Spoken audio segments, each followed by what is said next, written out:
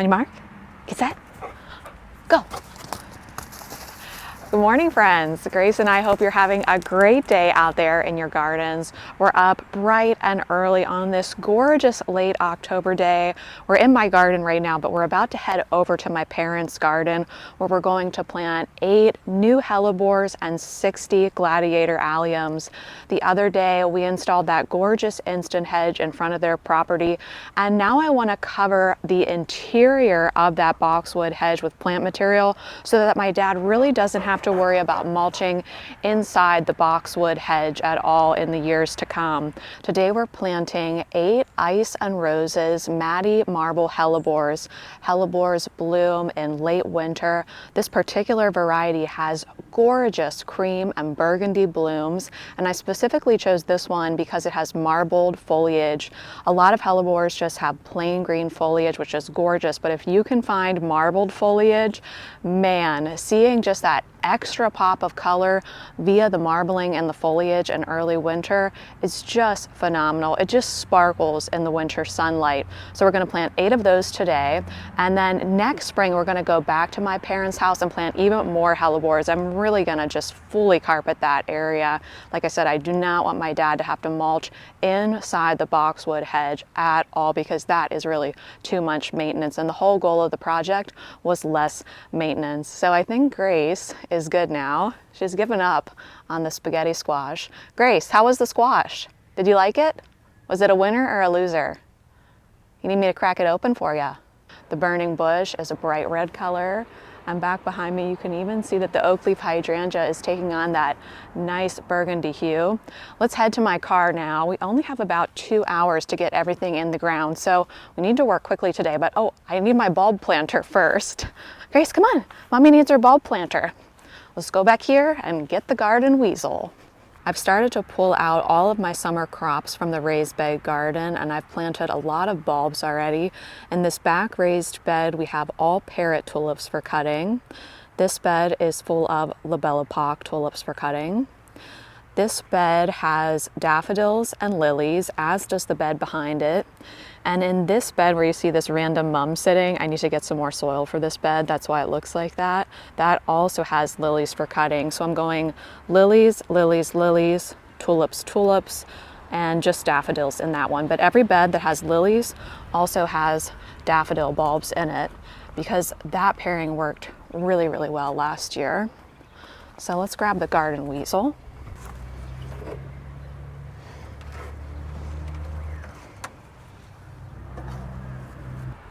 Gracie, I'm going to miss you today. What are you going to do all day without me?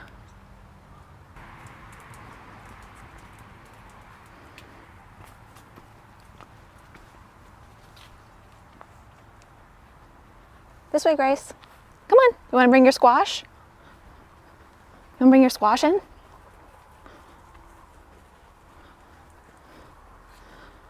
It seems like some people love variegated foliage and some people really dislike it. I'm not sure if marbled foliage falls under the same category as variegated foliage does, but nevertheless, I do love it, and I just love Hellebores' leathery leaves. So we've got 8 of these gorgeous Maddie marble Hellebores.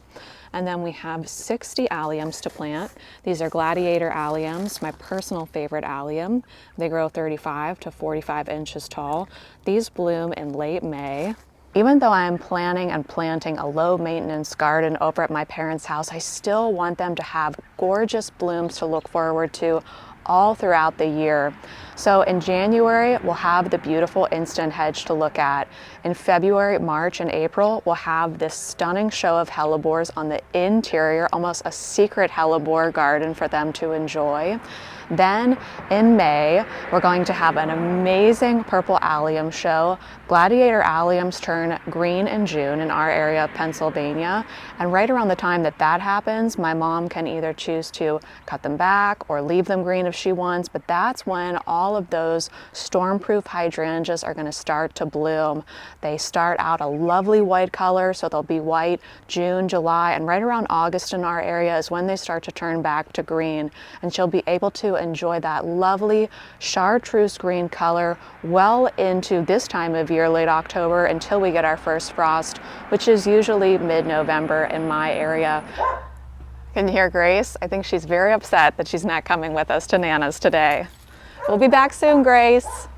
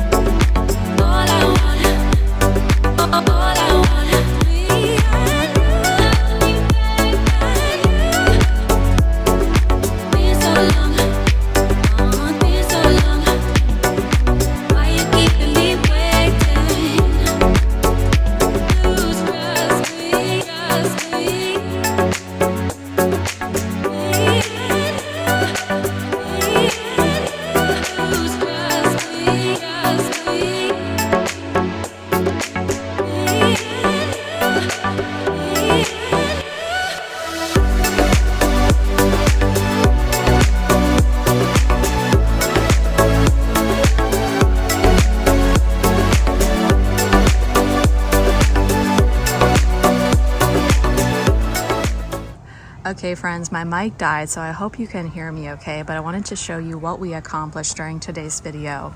We planted 60 gladiator alliums total. I did 9 in this quadrant right here. I mirrored that on this other side of the walkway. Down by the Coosa dogwood, we did a mass planting of gladiator alliums, followed by a nice drift of gladiator alliums behind our stormproof hydrangeas. In front of these stormproof hydrangeas, we did those gorgeous hellebores. So that's going to be a lovely show in the winter, and eventually we're going to carpet this entire thing with hellebores. We're back home now, and what I want to do next is press some of these beautiful elegance pansies. I want to press them now so that by the time we decorate the library Christmas tree together, we can pop these out of the flower press and enclose them in glass ornaments, just like we did with the hydrangeas last year.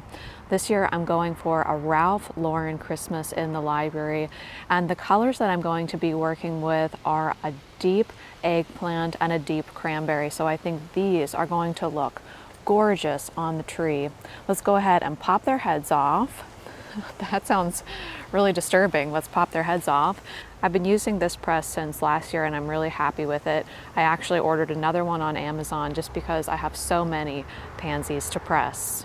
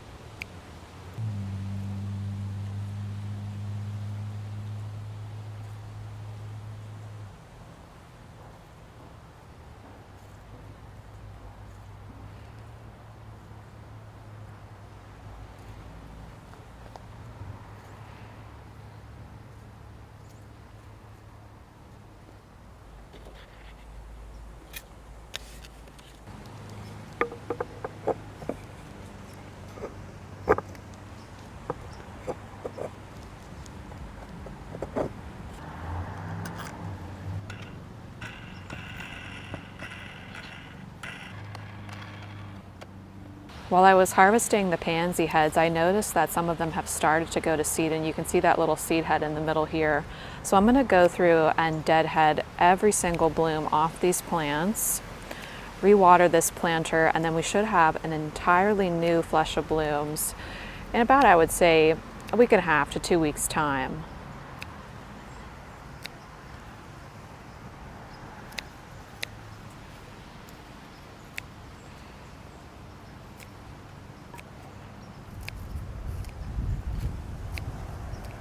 Our elegance pansies are in our flower press, and now Grace and I have moved on to harvesting some hyacinth bean pods. I want to use these on the garden library Christmas tree also because they're in our color palette. And speaking of Christmas, I've started to put some Christmas lights out in the garden already. I know, call me crazy, Halloween hasn't even happened yet, but I am just really not a Halloween girl. I wish we could skip right from summer to Christmas. Friends, I want to thank you so much for watching this video. I want to give a big thanks to Jackson and Perkins for generously sending out those hellebores from my parents' garden. I am going to see you for a very special holiday video in probably 1 or 2 weeks time.